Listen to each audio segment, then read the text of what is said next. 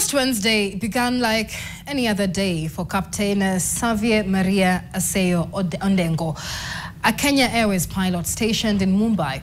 A morning workout, breakfast, then some time with family before preparing for her next flight home, a routine she had perfected over the years. But that routine was about to change forever. Within hours, Captain Xavier Maria's Boeing 737-800 was reassigned for a mission of history and heartbreak to bring home the body of a man who defined Kenya's political journey for decades. What followed was a 6-hour flight that her crew describes as solemn, surreal, and unforgettable. NTV's David Mudhoka spent time with the RAO001 crew, the men and women entrusted with Raila Odinga's final journey home, and brings us this special report. At around midday on Thursday, we catch up with Captain Xavier Maria Aseyo Ondengo at the Kenya Airways headquarters in Nairobi.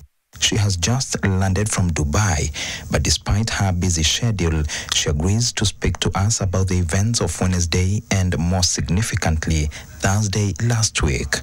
We begin with Wednesday, the day former Prime Minister Raila Odinga passed away at a hospital in Kochi, India. Captain Xavier Maria was in Mumbai that day, waiting to fly a Kenya Airways Boeing 737-800, a routine assignment she had done countless times before. I'm sure the news of Raila's death in the country broke at around 9 to 10 a.m. You must have begun your day earlier. Maybe how did you expect the day to be like, even before learning of Baba's death? At that time, 9 o'clock in Kenya is about 11:30 in Mumbai. And by that time, I was already up. I had gone to the gym. I'd done my treadmill 10Ks. So by the time I was learning about it was when I'd just come out of the gym. And it was a shock. It was sad.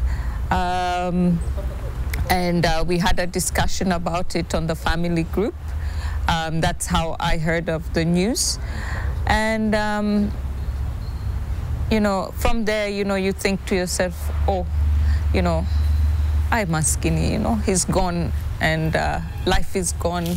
And I had to internalize, and we moved on because we had a flight to prepare for.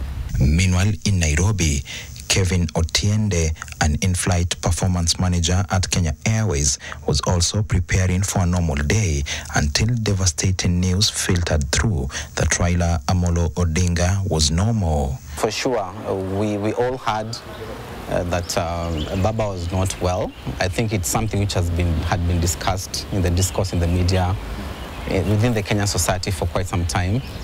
But at that point in time, I mean, it was the least that I was expecting to happen as an individual. It was just a normal day, preparing for my next assignment, which was to happen on Thursday. So it took me, of course, as a surprise to get to hear of this particular news. But how it was broken, because the day started quite early, and I think one of my relatives posted a tweet or a message from a media company indicating that something of the nature has happened.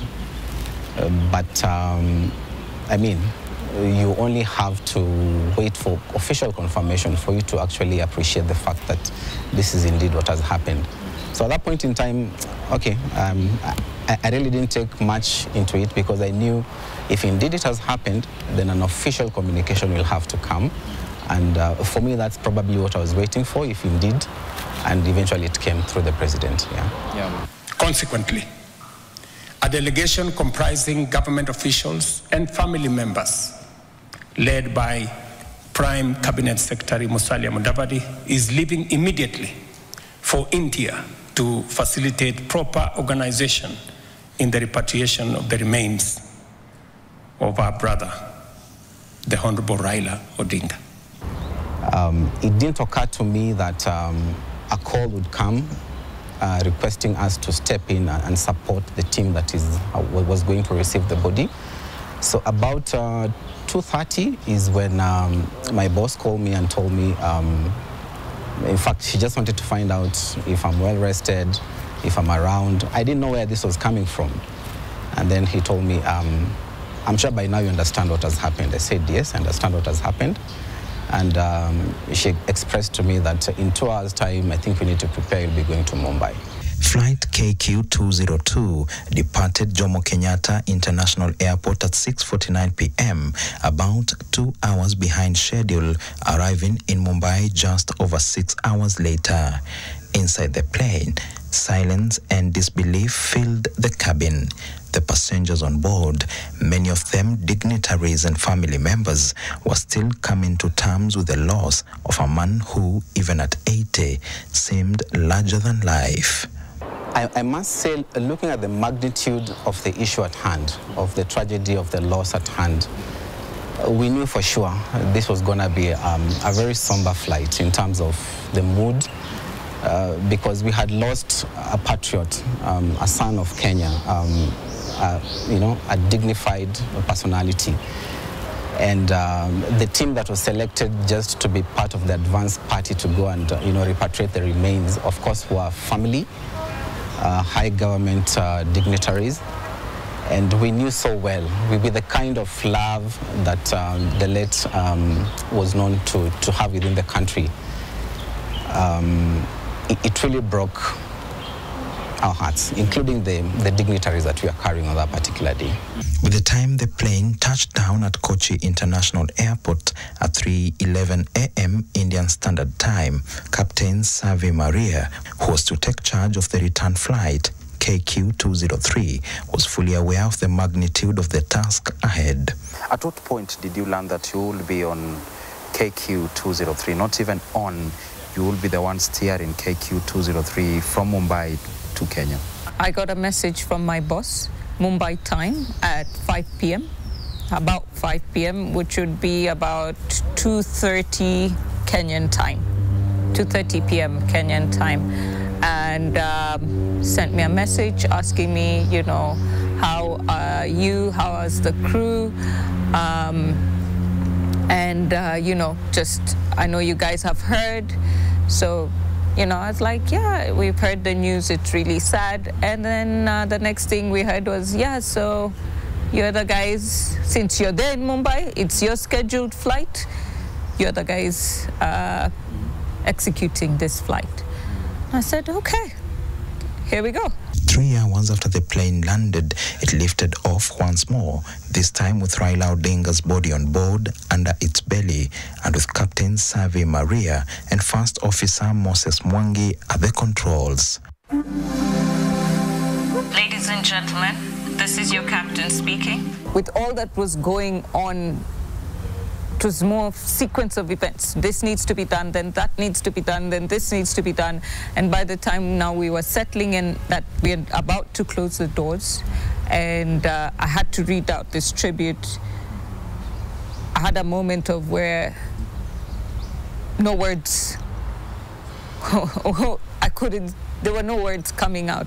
And that's when, you just think to yourself, oh wow, like, okay, it's time to get this done. Today, we acknowledge a significant loss felt across Kenya and Africa. So probably a lot of anxiety, a lot of pressure.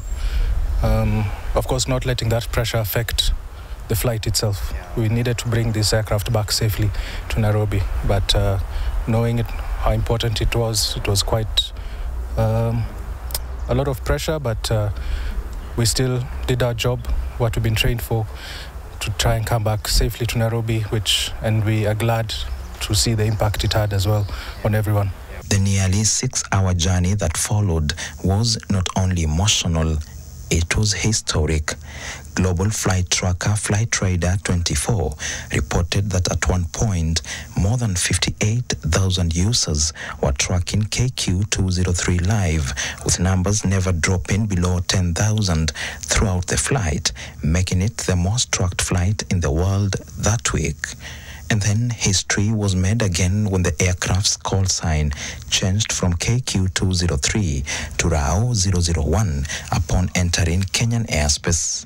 There was that time now when you were joining the Kenyan airspace, and through the different social media handles of Kenya Airways, we learned that the call sign will be changed.